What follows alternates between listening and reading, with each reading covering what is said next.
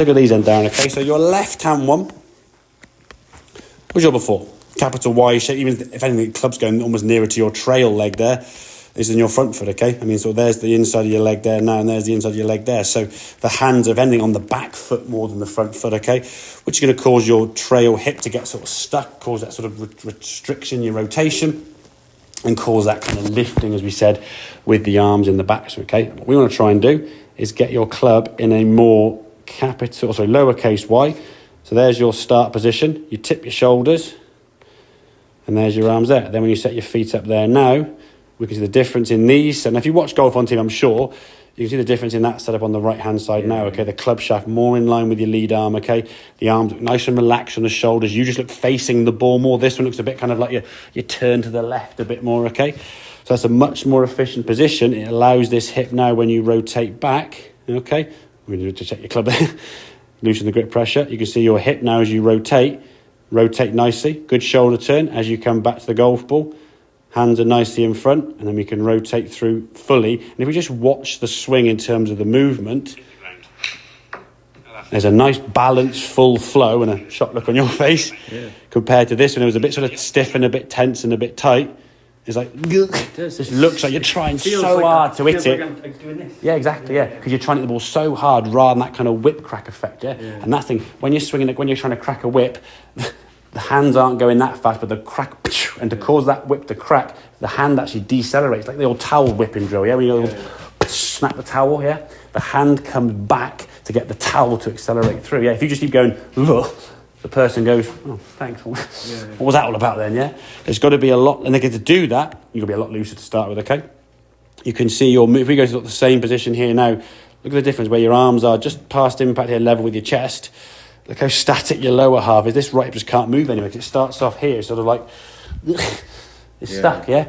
Look how much more movement you've got there. Because you were looser, you were softer, you're able to move and rotate more freely, thus resulting in that really, really good shot you hit. Now, again, it's only one shot, but it just shows potentially what's there. And if you get the ball that good and do it on a more repeating, consistent basis, you'll break 100 easily. Unless your putting's terrible, obviously. We can look at that another time. But I think in terms of that sequence, for me, all I would suggest for you to do is go away now and say, right, I'm going to stand in front of a mirror or a reflection or a video, whatever it may be, then go set up, left hand, slide on the leg, right hand, bum, bum, and go through it. So you go through all these things here now, okay? So left hand, down the leg, right hand, feet, bum, and then look at the mirror and see how you look. Do you look in that lowercase y there, or are you in your capital Y you were before?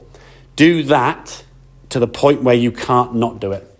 Not go, oh, I've done it. Oh, it's fine, I've done it, yeah. Just do it almost. And I always say to people, if you can do it like 2-3 times a day for 2 minutes, yeah? When the kettle's on, do it in the kitchen, yeah? When you've got a break at home or where it may be, the adverts come on TV, just stand on the golf, just so you learn that feeling so it becomes natural. At the moment, you're still thinking about getting there.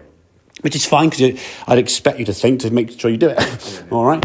Once you go in that position, then we can start twisting and turning the body better, and then we can kind of learn where that ball is. On the side note, you did sound a little bit close to on occasions, and you put the club sort of in that sort of corner bit of the club, so make sure the golf ball sits in the middle part of the club face where you want to hit the golf ball from, basically, okay? And then in terms of the swing, as I said, we can rotate now a lot more effectively, okay? So we can turn, and the swing looks a lot more free-flowing once you're in a better physical setup and you're gripping the club a lot looser. Just be aware of those thumbs there. It's still horrific, but it's the no, to be honest with you, no. I mean, honestly, Dan, I would say you've seen some of these swings here now, okay? That movement there isn't horrific. No, there's a lot. I mean, okay, there's some things you need to tweak on, but in terms of that, if we look at that position there now, okay? Your hands are nice away from the head. You've had a nice good shoulder turn. Hips are turned. Your foot's coming a little bit. That's fine. You're inside your right foot with the weight. Now you sort of move back. Your weight shifting to that left side. So your right hip, or your left hip, sorry, is moving to target nicely. That's good, yeah?